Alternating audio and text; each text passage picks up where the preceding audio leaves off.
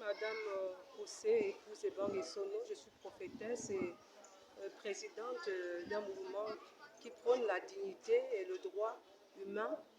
Et je suis venue ici dans ce quartier parce qu'il s'est produit un fait qui devient un fléau dans ce pays. Et c'est très grave que le grand banditisme commence même, je peux dire maintenant, à la mamelle, qu'un tout petit, parce qu'il s'est battu avec un autre, prenne une arme blanche afin de tuer l'autre. Je sais que quand on était plus petit, quand les gens se battaient, c'était avec les mains, mais on se rend compte que la société gabonaise est en train de prendre vraiment un tournant qui est, c'est digne d'un film d'horreur. Et c'est un jeune homme tranquille qui a été poignardé, fils d'une personne quand même qui est vulnérable, qui n'a aucun problème, qui est très engagé dans la cause, toutes les causes des personnes vivant avec un handicap et avec qui nous travaillons, parce que dans mon association, on a beaucoup ce pan. Nous sommes versés par rapport à leurs difficultés, on s'engage beaucoup parce que moi-même j'ai eu un père ayant un handicap qui est devenu handicapé et ce sont des personnes très bien qui élèvent leurs enfants dans la dignité et avec de bonnes valeurs. Alors quand quelque chose comme ça arrive à l'enfant d'une de ces personnes, de cette manière, c'est dramatique parce que leurs enfants, ce sont leurs pieds, leurs enfants, ce sont leurs mains, ce sont leurs yeux, c'est leur avenir.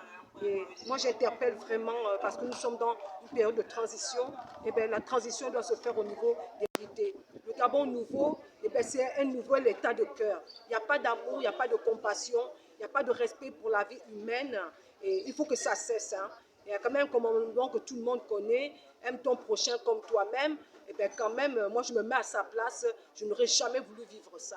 Je ne voudrais pas que ça arrive à quelqu'un et je veux marquer mon indignation par rapport à ce qui vient d'arriver tragiquement à ce jeune garçon revenant de l'école, se faire poignarder par des enfants, c'est pas possible. Que la police des mœurs, comme je sais comment on l'appelle, fasse son travail, que le CTRI fasse son travail, qu'on envoie la police maintenant même dans les quartiers, qu'il faut fouiller les maisons, savoir quels sont les enfants parce que c'est eux qui deviennent plus féroces même que les plus grands bandits de grands chemins de ce pays, parce qu'il faut falloir qu'on les traque même au bas âge, parce que c'est très risquant maintenant pour tout le monde. C'est très risquant pour tout le monde au regard de l'ampleur que prend justement la problématique. L'insécurité est grandissante et cela se fait remarquer un peu partout dans tous les quartiers de la commune de Libreville, partout dans la province de l'Instuaire, et beaucoup se disent même qu'au-delà de cette frontière, c'est-à-dire à l'intérieur du pays, le phénomène pourrait être tout aussi grandissant, n'est-ce pas? Oui, le phénomène est répandu, et sans compter qu'il y a des viols aussi, il y a des attaques, il y a des vols, il y a des braquages, mais je crois qu'il est temps vraiment qu'on passe un peu de la parole, parce qu'on a entendu beaucoup de bons discours, beaucoup de bonne volonté mais que ça se traduise aussi maintenant, qu'on passe de la parole aux actes.